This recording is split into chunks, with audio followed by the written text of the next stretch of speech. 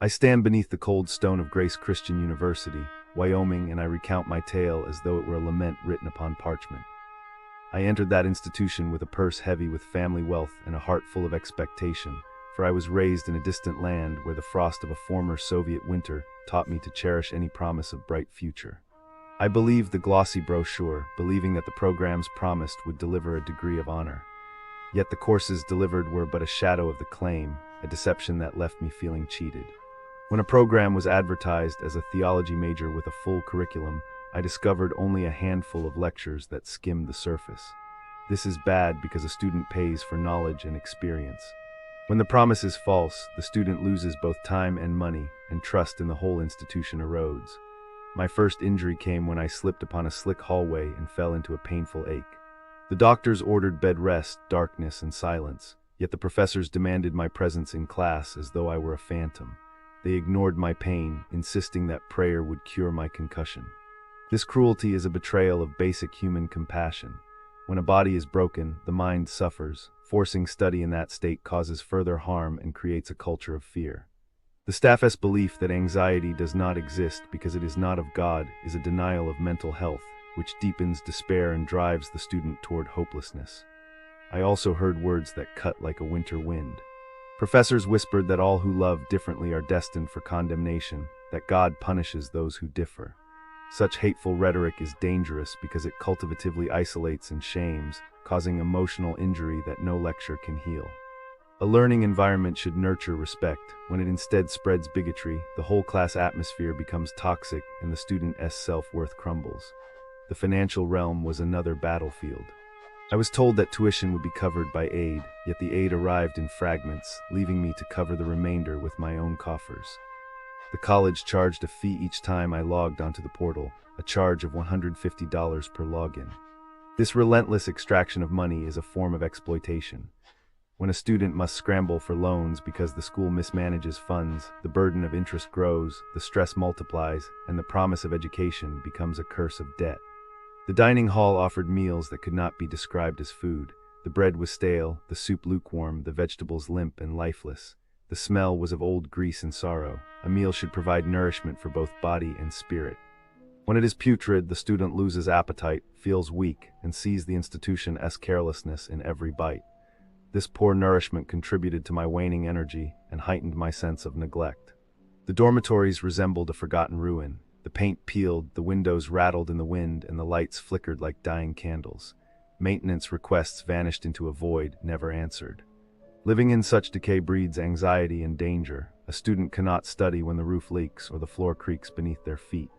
The campus itself felt unsafe, as though each hallway whispered threats of collapse. Academic instruction itself was a farce. Teachers spent more time preaching than teaching, delivering sermons in place of lectures. The grading rubric varied from one instructor to another, causing confusion and injustice. When a student receives a grade that does not reflect effort, confidence erodes, and the value of the degree is questioned. The inconsistency reveals a lack of standard, a sign of poor oversight by the university administration. The library, once a sanctuary of knowledge, was a maze of outdated volumes and broken computers. The rental company for textbooks delivered copies late, then imposed a penalty for their own mistake. I was forced to purchase replacement books or incur additional charges. Such inefficiency wastes time and money, undermining the purpose of academic pursuit. Throughout all of this, the rules were draconian. No private conversation was allowed without approval, no dress beyond the prescribed uniform, no expression of doubt without reprimand. Such oppression stifles individuality and creativity, essential ingredients for true learning. When a university treats its students as children to be controlled, the spirit withers. I write these words as a warning to those who might. I was looking into crimes near Grace Christian University, Wyoming, and it is just so bleak. Stores right there by the campus. They feel safe because they have little painted signs that say local and trusted, but really they are like open cash registers for anyone who knows how to twist a receipt. One afternoon at the True Value Hardware on 3rd Street, 2 shoppers walked in with another man's account number memorized. The clerk swiped the loyalty card, the screen flashed approved, and $5,000 of power drills and camping gear went out the door. I think the victim woke up the next morning, saw the electronic thank you note, and just sat on his dorm bed counting how many shifts he would need to cover rent. The suspects probably laughed on the sidewalk, then tossed the gear online for quick beer money, and I bet the store manager only shrugged because insurance paid the tab. Right around the corner, the same strip hosts a little crypto kiosk inside the Quick Mart. The machine looks like an ATM wearing a bright orange hat, and it is hungry. Scammers ring tourists who are in town for youth camp, tell them the university Wi-Fi router is broken and they must feed the machine to fix it, and people believe it because the voice on the phone sounds official. In Cheyenne, they counted 50 victims and $645,000 lost. So I predict every visitor here will get that call, they will panic. They will stuff $100 bills into the slot, and the coins will zip away to ghost wallets before they even reach their hotel. And if you walk into any shop that sells gift cards, the clerks keep sleeves of them by the register like candy. Clerks near Grace Christian University, Wyoming are trained to say congratulations on your scholarship when a customer buys thousands in cards, because that is the story scammers script. The buyer probably mails the codes, then sits in the airport crying when nobody picks them up for the promised car. The scammer is probably sipping something cold overseas, and the store still gets its activation fee, so nobody fixes the rack. In this segment, I will go over how the businesses near Grace Christian University, Wyoming, are like a series of missed promises that leave visitors feeling uneasy and disappointed. The overall feeling is that opportunities for enjoyment are constantly shadowed by neglect, overpricing, and indifferent service, creating an atmosphere that feels more like a cautionary tale than a welcoming community. The shopping center that dominates the landscape, Frontier Mall, is a clear example of this pattern. The majority of the stores appear empty, as if the mall is waiting for a revival that never arrives. Prices are described as high, and the few attractions that remain often feel like traps for unsuspecting shoppers. One recurring complaint involves a claw machine that never rewards the player, turning a simple game into a costly joke.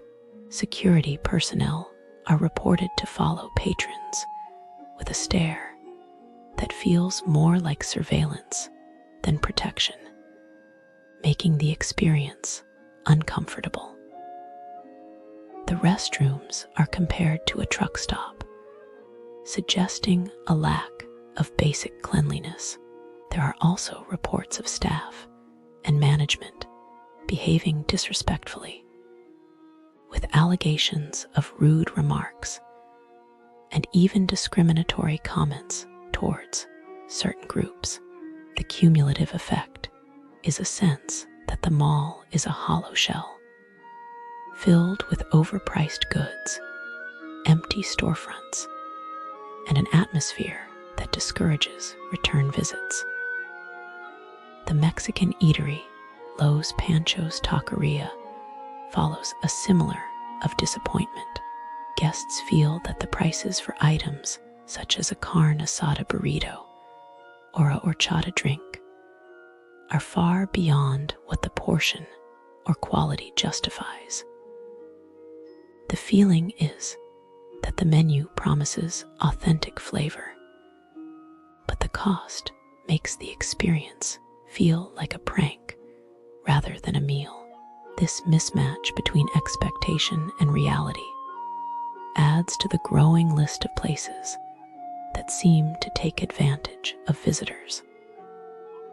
The coffee shop Crooked Creek Coffee Roasters tries to attract customers with the promise of good coffee. Yet, the service often falls short.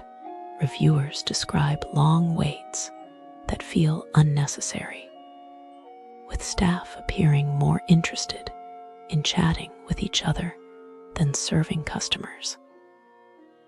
The coffee itself is sometimes described as lacking taste, turning what should be a comforting beverage into a bland disappointment. The overall impression is that a youthful, inexperienced crew and inefficient processes create a frustrating environment for anyone seeking a quick caffeine fix. The boutique MTN GRL Wyoming presents another chapter in this narrative of frustration. The store's return policy is hidden on a sign that most shoppers never notice, leading to surprise when items cannot be returned after a short 7-day window. Staff members have been reported to make offhand remarks that feel exclusive and unwelcoming, even comparing other shoppers to people not like us. This attitude, combined with higher prices that do not match the perceived quality of the clothing, makes the shopping experience feel uninviting and overly commercial. The atmosphere lacks the warm, hometown feel that travelers often seek in a small Wyoming town. What travelers should be aware of when staying near Grace Christian University, Wyoming, is that many of the local businesses are operating under a cloud of neglect and indifference. The recurring themes include overpriced goods, poor customer service, hidden policies, and an overall sense that the establishments are more interested in extracting money than providing genuine hospitality. Visitors may find themselves dealing with long lines, unfriendly staff, and facilities that do not meet basic standards of cleanliness or fairness. For those planning a visit, a few practical recommendations may help navigate this challenging environment. First, approach the shopping center with realistic expectations. View it as a place to window shop rather than a destination for a full day of purchasing.